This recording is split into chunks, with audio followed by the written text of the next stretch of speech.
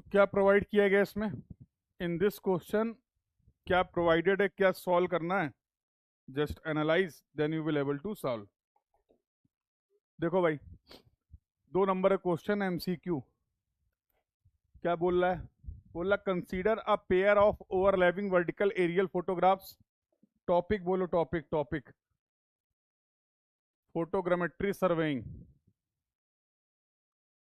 Photogrammetry surveying तो बहुत frequently इस टॉपिक से आपको क्वेश्चन देखने को मिलेंगे। तो consider a pair of overlapping vertical aerial photograph taken from a flying height. Term देखो क्या क्या, flying height, flying height, flying altitude, capital H 665 metre above a point A on the ground with a camera having the focal length of 152.4 mm. F is given as 152.4 mm. The height of the point A above the mean sea level, small h बोल रहा है क्या, 535 metre. The parallax bar reading of a point A as measured from the photograph is, parallax box की reading दी गई है, कुछ जरूरत पड़ेगी इसकी? पता नहीं. Assuming the air base is also given to you, B is also given to you 400 meter. The parallax bar constant आपको फाइंड आउट करना, कर लिया होगा. पैरेलैक्स बार कांस्टेंट क्या आएगा?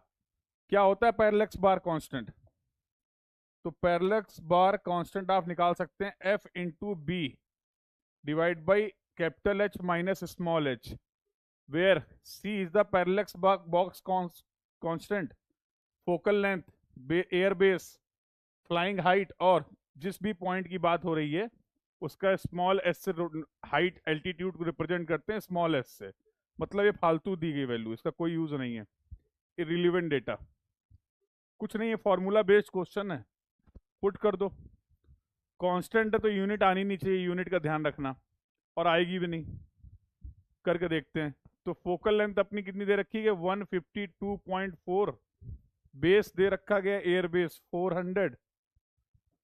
H capital H is given है 665.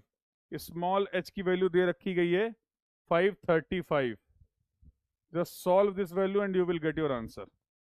152.4 into 400 divide by 665 minus, अरे हटो भाई, क्या है ये? बट 665 minus 535, 468 कुछ दे रखा है, 468.92.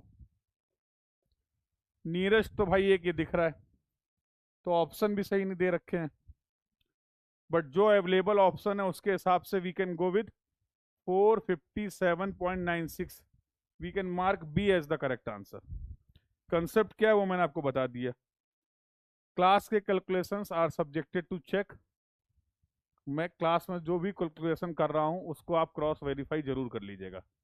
99% चांस है कि वो कैलकुलेशन गलत हो सकता है.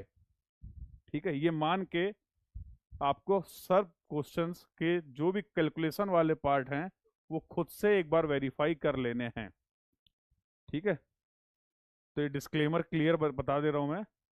Calculations are subjected to check at your own risk. Now move to the next question. Simple question था, सभी ने कर लिया होगा.